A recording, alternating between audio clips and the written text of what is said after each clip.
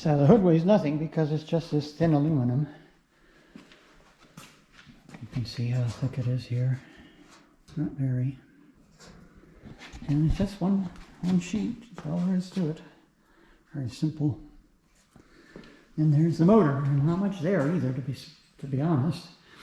It's a Lotus. It's a Cortina block with a Lotus twin cam head on it.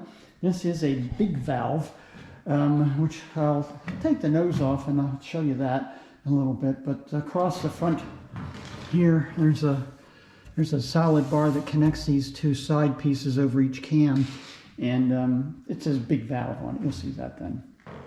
It's a twin cam Lotus head on top of a Cortina block. I think these Cortinas were 15 or 1600 cc's, or something, maybe something in between. I don't know. And this one was opened up to 1700, I think. I should check the specs. I'll do that later.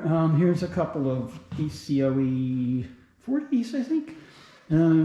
Weber carburetors. Yeah, it does say 40 DCOE right on it there.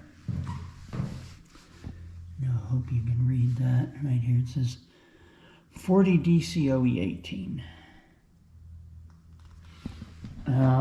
There's the battery down there.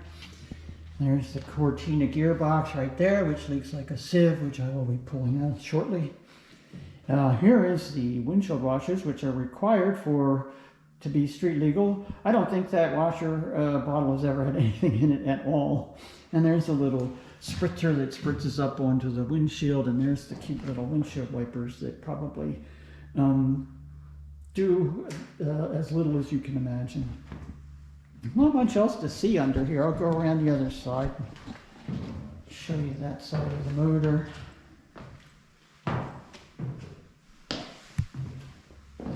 This is a thermostat in here where you fill for water. These hoses go back and forth to the radiator. And there's no fan on the engine, there's just an electric fan. And there's the alternator down there. There's the exhaust header, it's a tubing header. And each tube is a separate piece. And they collect back here and come together back here underneath all this wrap. That beautiful, lovely wrap. And you'll notice here that is the steering column. This is a frame tube, and that's the steering column, and it goes right down between those two exhaust pipes. But it doesn't matter because they're all individual pipes, and you just take it off and no problem. So you don't have to take the steering wheel off and take the steering column out. Here's the dual brake master cylinder. You can see the two there. You see the two pipes coming off one too. So yep.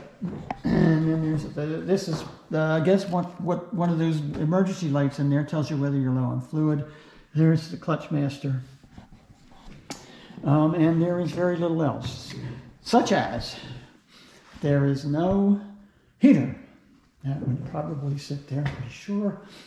This car has no heater. Of course, it doesn't have air conditioning. Doesn't have any power assist. You notice on anything here. There's no power brakes, no power steering, no power nothing.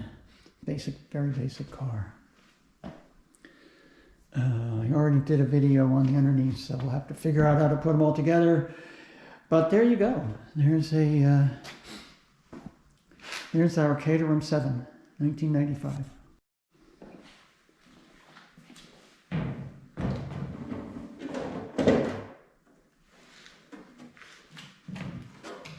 Also weighs an ounce or two. Super fiberglass, nothing to it.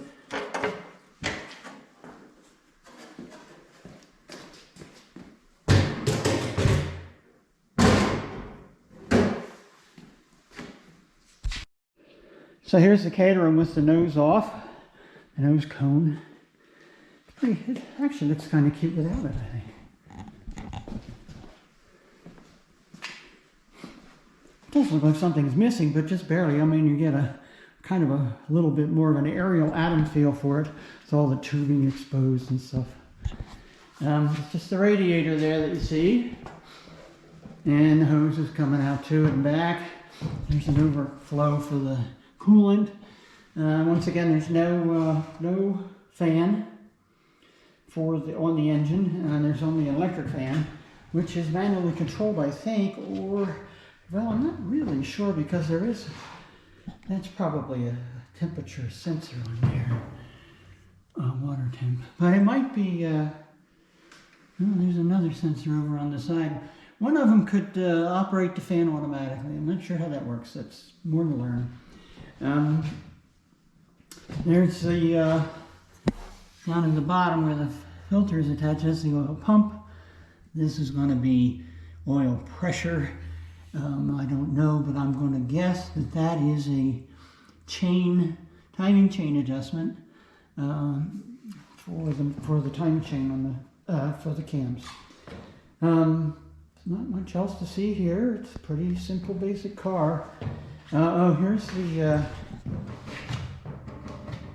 big valve, Lotus big valve, and of course all the framing, you know, the tubing for the frame. It's a combination of round and square tubing. That's pretty beefy looking up there. And that's about it.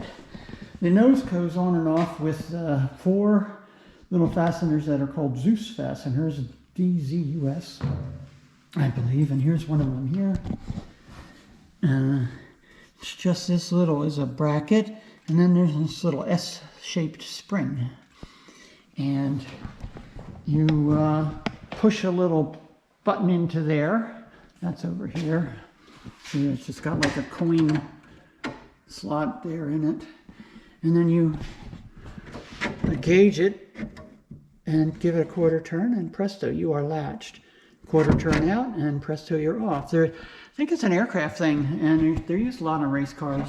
And there's 4 of them holding the nose of this car on. 1, 2, and then 2 down front. But it's just the springs down here. The rest of it's on the car.